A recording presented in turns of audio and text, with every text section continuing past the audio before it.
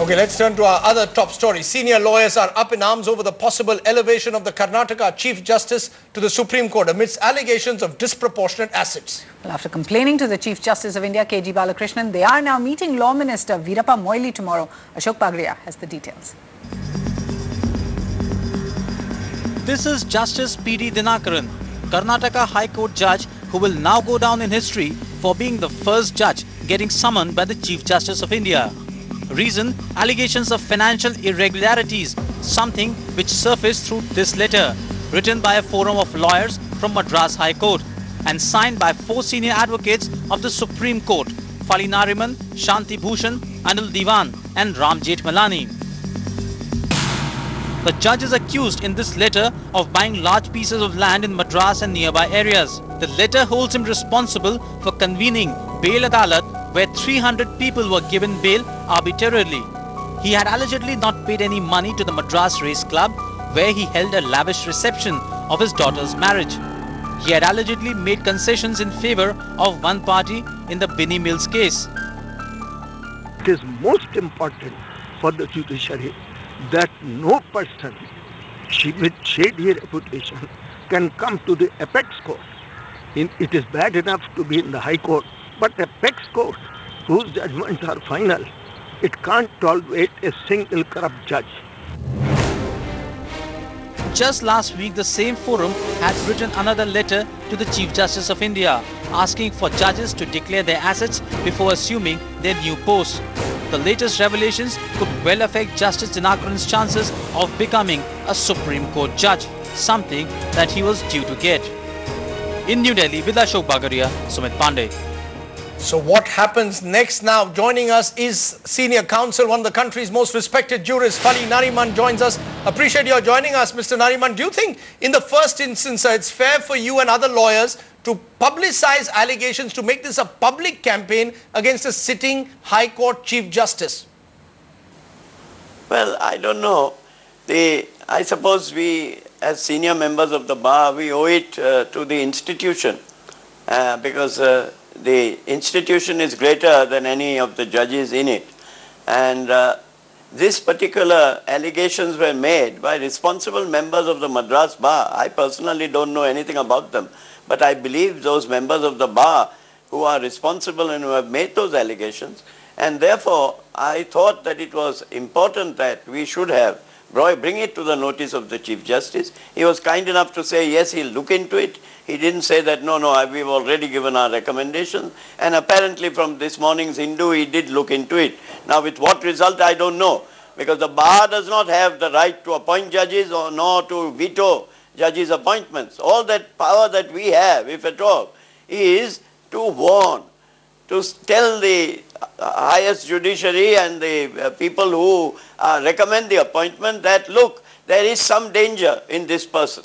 And if there is some danger in that person, then I believe that an investigation has to be made, privately of course, not publicly, and it should be found whether those allegations are correct or not.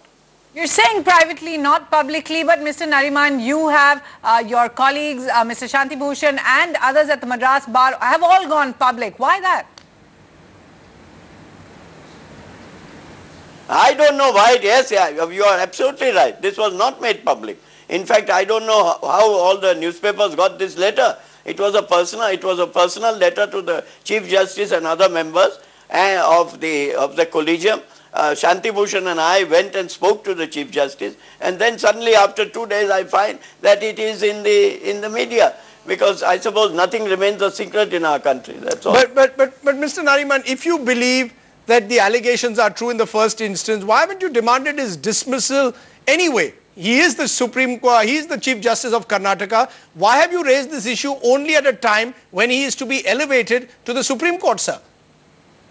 Yeah, but that's in a different context. It has to come that will be a subsequent thing. But this we have to prevent, because you see, I am very concerned. I have been here continuously longer than anybody else in this institution, which is the Supreme Court. Since 1972, I have been continuously appearing in this court. And I believe the image of the court is far more important than any particular individual, whether he is appointed or not appointed. For 40 years in front of that court, Mr. Nariman, is this a larger problem? You think the process of appointing Supreme Court judges is itself flawed, which is why a candidate like this is being considered? Well, at the moment this is the law, so we have to respect that law. It's a decision of 5 judges, 7 judges, and ultimately 9 judges, which say that a collegium will decide. But this collegium, in my view, has to be institutionalized. And there has to be some method by which they have data on people within the zone of consideration. And after considering it, if they appoint the particular person, good enough. Why is only an allegation made against one out of the other 5 people? The other 4, there is no allegation by any member of the bar anywhere. Okay. Mr. Nariman, you say that the law is that the collegium of judges chooses, but aren't you, the bar, trying to be a super collegium in a sense, override what the Supreme Court is doing, believing that if the lawyers feel a judge is corrupt, then the judge must go? The bar is the best judge of its judges, just as the judges are the best judge of the bar. So I am afraid that is a situation that arises because we constantly appear before judges, they constantly know how we behave or what we do, etc. So therefore, it's our duty, I believe, to bring a particular incident or incidents that have happened to the notice of those judges, because otherwise it would be a disaster. Suppose if Mr. X is appointed a judge of the Supreme Court and he opens up a shop in the Supreme Court where justice is traded and not done, then what happens? I am not saying this gentleman will do it or would do it, etc. But then you have to first investigate his or her antecedents. Right. Set up shop, those are tough words, Mr. Nariman. If Justice Dinakaran is appointed anyway, will it end there? Will you let matters lie? What will be your next step?